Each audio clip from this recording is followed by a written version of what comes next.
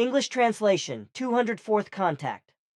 Sunday, 22nd December 1985, 0408 hours. Unfortunately, it took longer until my present visit because I was otherwise occupied and was also absent.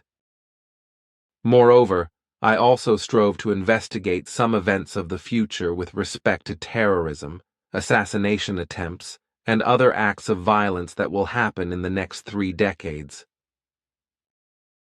But since it was determined that no more official statements are supposed to be made about this, I may only mention this for you alone.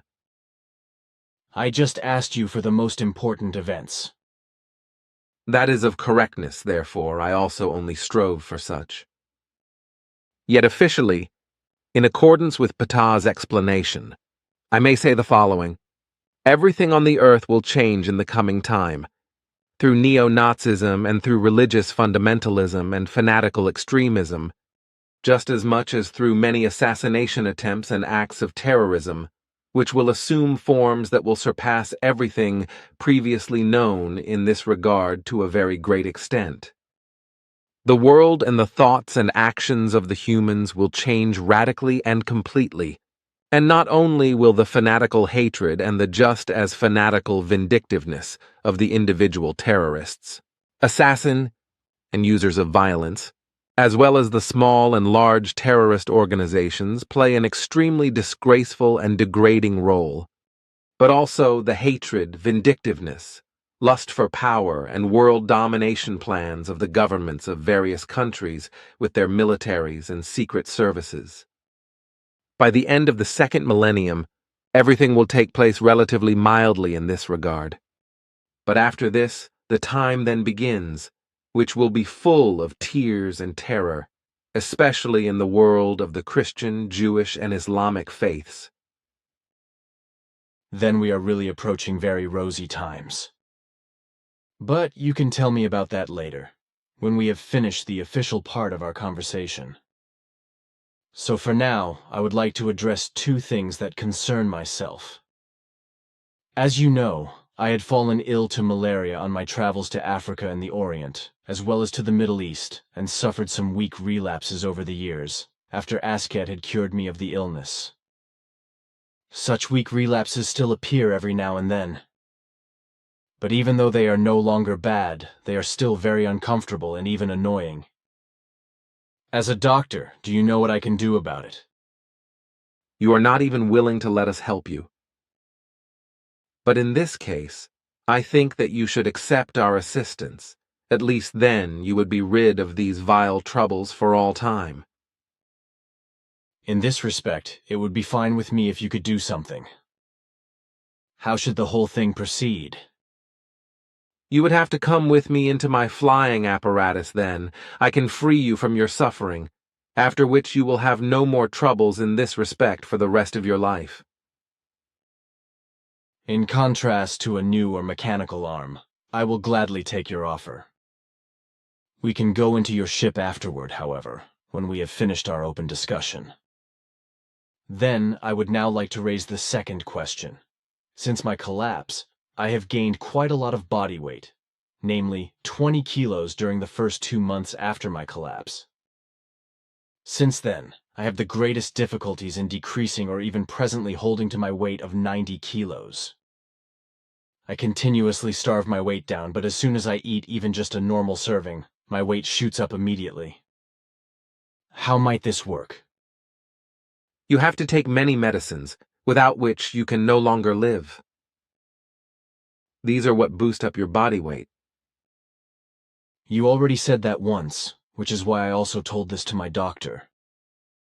But he said that this was nonsense because medicines would have no such effect. That is a nonsensical statement that attests to the fact that earthly medicine is still very backward in its insights and in its knowledge. The fact is and remains that medicines of various kinds contribute toward increasing the body weight. Nevertheless, it might still take a long time before the earthly medical profession investigates this fact, recognizes it, and then accepts it. So it is not a possible gluttony that forces some people into obesity, but just medicines.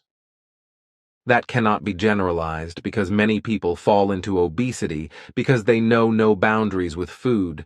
Therefore, they take in too much fatty food, which irresistibly increases their body weight. The resulting obesity in this form has nothing to do with that which is purely genetically conditioned. Then there is also a genetically conditioned obesity? As far as I know, our medical science knows nothing about that. That is of correctness, because this fact will first be recognized towards the end of this millennium, as well as other matters that are determined by the genes.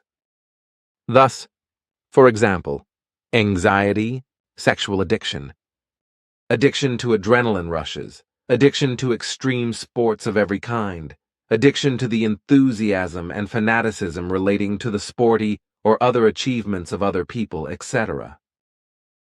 However, that will not please many people. Can they not defend themselves, then, against the effects of these certain genetic things? That is absolutely in the realm of possibility if the person consciously and willingly concentrates on neutralizing, altering, or dissolving the genetic effects, which can usually be done in an easy wise by the fact that distance is taken and achieved from those things that are the reason for the enthusiasm or fanaticism. The best way to do this is through a healthy self-initiative, through which things are personally done, actions are accomplished, or businesses are conducted, and so on, which require one's own logical thinking as well as one's own motivations and strengths, whereby successes are produced. Thus, the effects of the genes are cancelled by this and can be changed for the better. But on the other hand, earthly genetic researchers, etc., say that this is not possible. That represents an erroneous assertion. At a later date, this statement of truth will have to have its rightful place, which will not be too far away, because the initial findings of relevant kinds will already disprove the old conventional and erroneous conclusions in a few years. How is it then with carelessness and contempt for life, as this appears, for example, with extreme athletes? That is also genetically conditioned. Apparently, the brain acids are impaired by these genetic influences, and this then destructively spreads to the thoughts. Is that possible? That is not only possible, but actually the case. Yet now, my friend, it's time again that we end our conversation. You look very worn out again. Then until the next visit, which will only be on the 3rd of February of next year. As you wish. Then until we meet again, and give everyone my best regards. But now, you should still come into my flying apparatus, so that I can free you from your suffering. Oh yes, of course. Then let us go. But wait, I still have a question. My malaria dates back a long time ago, but I still have to struggle again and again with sporadic attacks. Is that normal? Not really, for such a phenomenon only appears in the absence of complete healing, and this happened because a new infection was given when the rest of the healing process expired. So that means that I was newly infected toward the end of the healing process, when Asket cured me. But how was that possible, since at that time I no longer resided in Africa but in India? That is not surprising because the Anopheles maculopennis type of mosquito has already spread for a long time even in the Far and Near East, as well as in Western Asia and so on. Also in Europe, the insect has acclimated itself. Therefore, soon also in the northern regions of the planet, it will begin its spreading of malaria. This should last until about the turn of the millennium, before the first cases will occur. However, the malarial mosquito, respectively the Anopheles maculopennis, is accustomed to a warm or even hot climate. How is it then that this beast suddenly also appears in cold Europe? Due to the stupidity and negligence of the humans, who import from anywhere in the world, food and other commodities, in which insects as well as scorpions, spiders and snakes and other creatures are often contained, and these then become reintroduced via the imported goods and then slowly acclimate, mutate, and spread themselves. The malarial mosquito is also called the fever mosquito, and mainly appears from April to October in a malaria-spreading form. It is about 6 to 8 mm long and is a so-called lip prober. Its wings are scaly, and its proboscis is, as far as I know, a little shorter than its entire body. The wings have small dark spots. That is of correctness.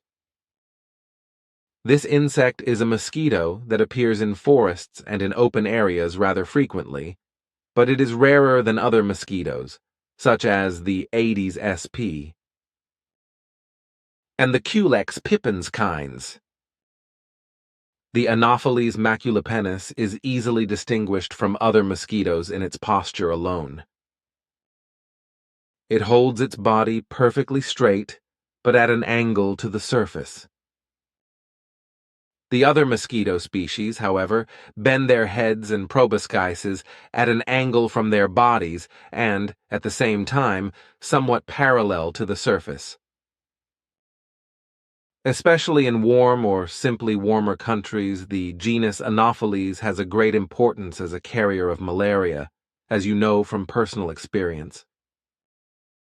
The malaria pathogens are tiny spore creatures that stay in the salivary gland of the Anopheles maculopennis. For infection, specific developmental stages of the pathogens are necessary. These are transferred from the mosquito's proboscis and from its saliva into the bloodstream of humans, after which they then initially settle in the liver. Then they attack the red blood cells and split every 1 to 3 days into new individuals who in turn attack new blood cells. Each time, a dangerous fever appears, which is well known to you. Also in Europe, malaria was formerly common, but then it largely disappeared. With the new invasions of the Anopheles maculopennis, however, it will happen that the illness becomes apparent once again, even if not to a great extent, at least not in the near future. What exactly arises from this, the time will prove. And how is it with the larva? It has no breathing tube. Floating immediately beneath the surface of the skin, it whirls with its mouth parts that exist as suspended particles to itself. And to my knowledge, there are about 3 different forms or types of malaria, right? That is of correctness. One is called malaria quartana, then malaria tertiana, and malaria tropica. And by which of these 3 types was I attacked? Fortunately, by malaria quartana, a form that has become rare, but through which you still have troubles to this very day. Since you were newly infected, before the healing process that Asket bestowed upon you was completed, the illness was able to survive. But now I will free you from this definitively. So come now. I will. If you permit, then maybe later, I will still separately add an explanation of a competent form to your remarks, if I find one in a clever book. That will be your concern. But now come. Malaria ital. Mala area bad air, F. Collective term for infection by protozoa of the genus Plasmodium, transmitted by a mosquito Anopheles. To be distinguished are malaria tropica, caused by Plasmodium falciparum, malaria tertiana, caused by Plasmodium vivax or Plasmodium ovale, and malaria quartana, caused by Plasmodium malaria. Development cycle and transmission. See Plasmodia, distribution. Despite intensive control measures, malaria is now widespread worldwide in the tropics and partly also in the subtropics below 2,200 altitude. Every year, about 100 million human beings fall ill, and more than 1 million human beings die of malaria. The situation in many endemic areas is worsening due to the increasing resistance of Plasmodia to chemotherapeutic agents and of Anopheles mosquitoes to insecticides or due to inadequate general control measures. In Europe, increasing number of imported mosquitoes cf. Airport malaria, endemic occurrence in Europe in the Danube Delta and parts of Turkey. Clinical manifestation through the cyclical decay of erythrocytes infected with Plasmodia. The fever attack occurring in this process is repeated every third day in the case of Ems tertiana, every fourth day in the case of Ems equartana, and irregularly in the case of Ems tropica. Double infestation with one type of Plasmodia at different times, or with different Plasmodia. Or with different Plasmodia species at the same time. Plasmodia at the same time leads to uncharacteristic fever rhythms. Fever rhythms cf. Quotidiana. The pathogenesis is possibly caused by metabolic products released, hemolytic anemia and hypoxia, as well as by the disease itself. Anemia and hypoxia, as well as autoimmune reactions of the host and capillary stasis. Clumping of affected erythrocytes. Diagnosis microscope. Detection of Plasmodia blood smear thick drop, especially at the beginning of the fever attack. Serodiagnosis IFT, CFT, only to confirm anamnestic findings. Indications of M-Seer malaria mosquito, Anopheles. Malaria plasmodia, FPL, C plasmodia. Malaria prophylaxis, F. Malaria prophylaxis. Measure to prevent malaria infection. Depending on the development of resistance of the Plasmodia in the individual regions and taking into account the contraindications, a regular intake of chloroquine, proguanil, and short-term mifequine is necessary from 1 week before travel to 4 weeks after the last possible exposure incubation period. Current chemoprophylaxis. Additional measures to avoid mosquito bites exposure prophylaxis are mosquito nets, suitable clothing, insect repellents. Large-scale mosquito control with insecticides is made more difficult by the resistance of mosquitoes.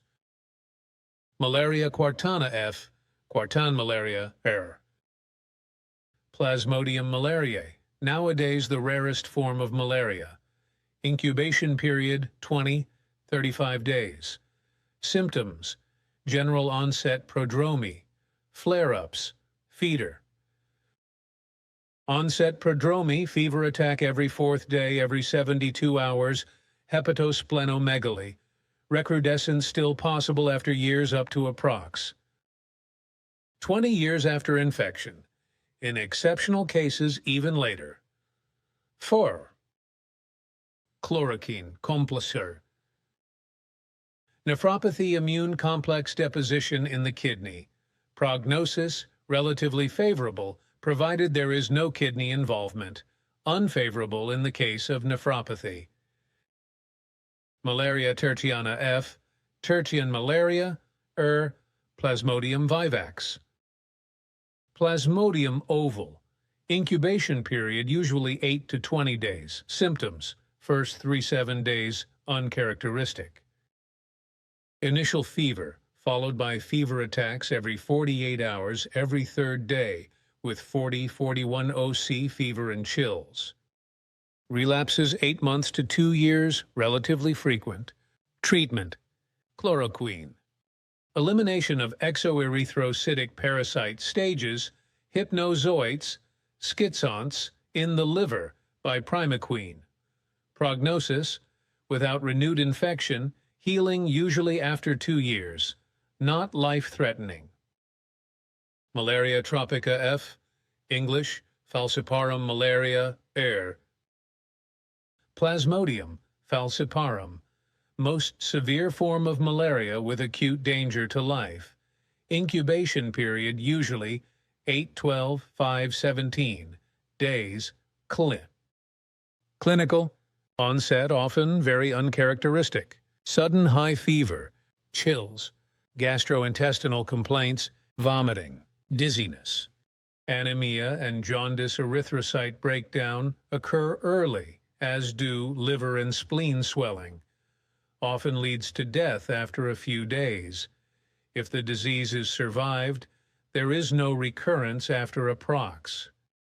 Months. Hyperparasitemia, 250,000 parasites ul blood. Hemoglobin batru point 5 mmol I, thrombocytopenia, bilirubin shimzid il, hypoglycemia 2.2 mol L, creatinine 265 mol I, lactic acidosis there. Quinine, chloroquine, sulfadoxine pyrimethamine, sulfalan pyrimethamine, mefloquine and halofantrine against schizons, primaquine for elimination of gametocytes, in severe cases possibly exchange transfusion erythrocytes. Complications: gastrointestinal malaria can feign intestinal infections, cerebral malaria with hemorrhages and necrosis in the brain inf.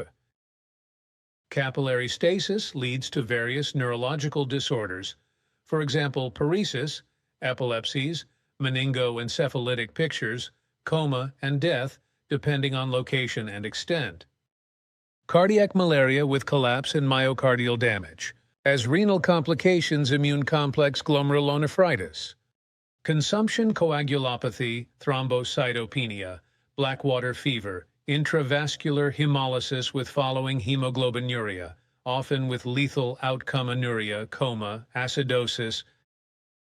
Pschirembel Clinical Dictionary, 258th edition.